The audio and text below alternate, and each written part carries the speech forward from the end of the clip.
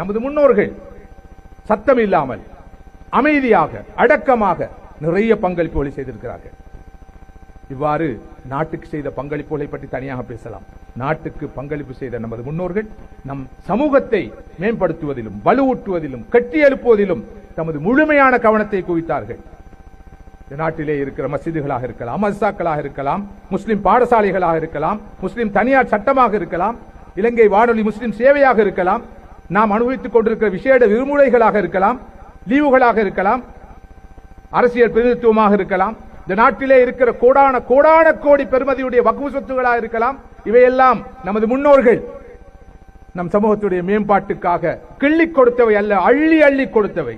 தமது அறிவை, ஆற்றலை, திறமையை, செல்வாக்கை அனைத்தையும் நாட்டுடைய மேம்பாட்டுக்காகவும் சமூகத்துடைய மேம்பாட்டுக்காகவும் முழுமையாக அர்ப்பணித்தவர்கள். அவர்கள் எப்போதும் ஆக்கத்துக்கு பங்களிப்பு செய்தவர்கள், அழிவுக்கு அல்ல, பேருக்கு அல்ல, புகழுக்கு அல்ல, பிரபல்யத்துக்கு அல்ல. இத்தகைய ஒரு பரம்பரையில் வந்தவர்கள் தான் நானும் நீங்களும். நாம் இந்த உரிமைகளை நமது முன்னோர்கள் வென்றெடுத்த நமக்கு பெற்று தந்திருக்கிற இந்த உரிமைகளை பாதுகாத்தால் மாத்திரம் போதும், இழக்காமல் இருந்தால் மாத்திரம் போதும். புதிய உரிமைகள் எதனையும் பெற்று தந்ததாக அண்மை கால வரலாற்றிலே எதையும் காண்பதற்கு இல்லை. எனவேதான் நான் சொல்கிறேன், புதிய உரிமைகளை பெறாவிட்டாலும் பெற்று தராவிட்டாலும் பரவாயில்லை, நமது முன்னோர்கள் பெற்று தந்த அந்த உரிமைகளையாவது பாதுகாத்துக் கொள்வோம், அதற்காக உழைப்போம். மதிப்புக்குரிய சகோதரர்களே, சகோதரிகளே, நமது முன்னோர்கள் நமக்கு தந்த அத்தகைய மகத்தான பாத்தியதைகளிலே, பங்கு அளிப்புகளிலே ஒன்றுதான் இந்த அஹதியா கல்வி பேரியக்கம். இந்த நடைமுறை சாத்தியமான, வெரி பிராக்டிக்கலான, அதே நேரம் தாக்கம் மிக்க அடுத்த தலைமுறையை ஈமானோடு, இஸ்லாத்தோடு, தீனோடு போஷித்து வளர்ப்பதற்கு துணை புரிகின்ற இந்த பொறிமுறையை பாதுகாக்கின்ற கடப்பாடு நம் அனைவருக்கும் இருக்கிறது. இது நமது சன்மார்க்க கடமை, இது காலத்தின் தேவை என்பதை நாம் உணர வேண்டும்.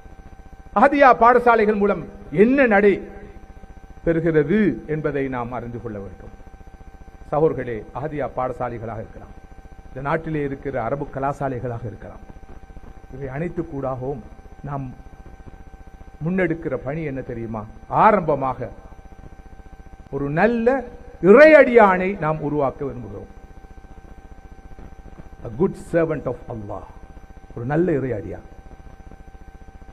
ஒரு நல்ல இறையடியான் நிச்சயமாக அல் இன்சானு சாலிஹ், நல்ல மனிதனாக இருப்பான், நல்ல பண்புகளின் உறைவிடமாக இருப்பான், குட் ஹியூமனாக இருப்பான். ஒரு நல்ல இறையடியான் கண்டிப்பாக கட்டாயமாக அல் முவாத்தினு சாலிஹ், ஒரு நல்ல பிரஜையாக, நட்பிரஜையாக இருப்பான், குட் சிட்டிசனாக இருப்பான். நல்ல இறையடியான் கெட்ட மனிதனாக இருக்க மாட்டான்.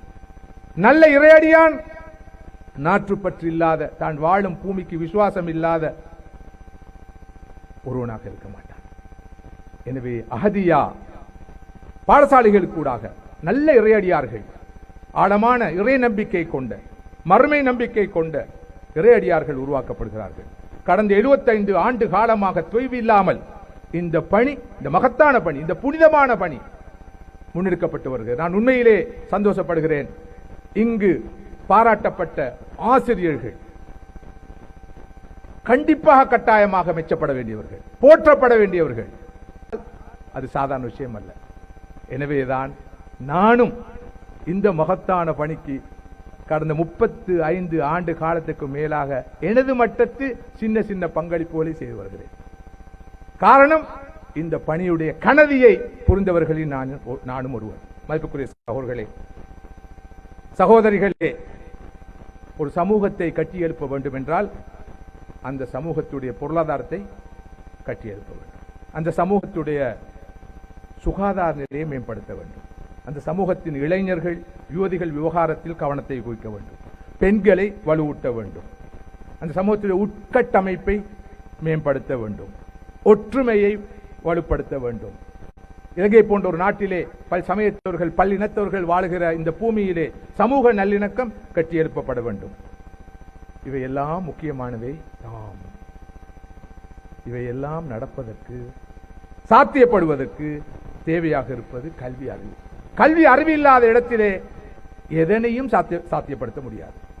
அதிலும் குறிப்பாக ஆழமான ஆன்மீக அடிப்படையிலான கல்வி அறிவு தேவைப்படுகிறது. வாசியுங்கள், படியுங்கள். ஆனால் பிஸ்மி ரப்பி கல்லதி ஹலக், படைத்த இறைவனுடைய பெயரால் உங்களது படிப்பு அமைய வேண்டும்.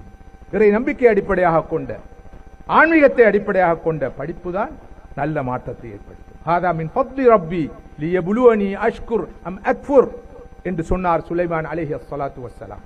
அத்தகைய அறிவாக அறிவிருக்க வேண்டும். ஹாதா ரஹ்மத்து மிர் ரப்பி ஃபைதா ஜாஅ வஅது ரப்பி ஜஅலஹு தக்கா வ கான வஅது ரப்பி ஹக்கா என்று சொன்னார் துல்கர்னைன் என்ற அந்த காலத்து பொறியியல் துறை அறிஞர்.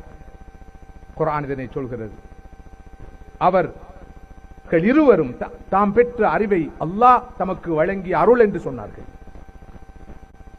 பெற்ற அறிவை வைத்து அவர்கள் இருமாப்பு கொள்ளவில்லை. இன்டெலெக்சுவல் அரகன்ஸ் என்று சொல்வார்கள். அதனால் அவர்கள் பாதிக்கப்படவில்லை.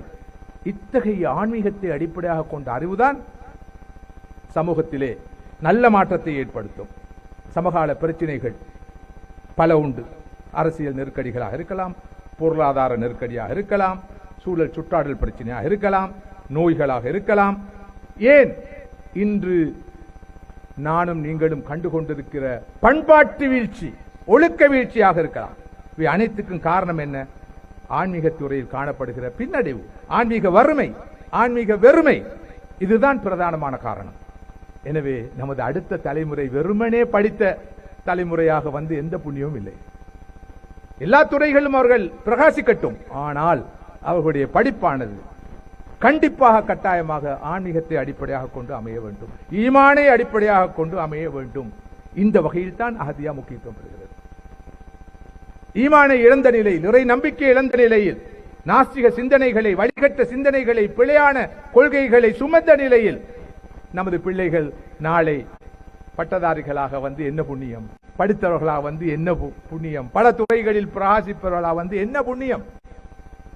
நமது நாளை மறுமை வாழ்க்கை வீணாக போய்விடும்.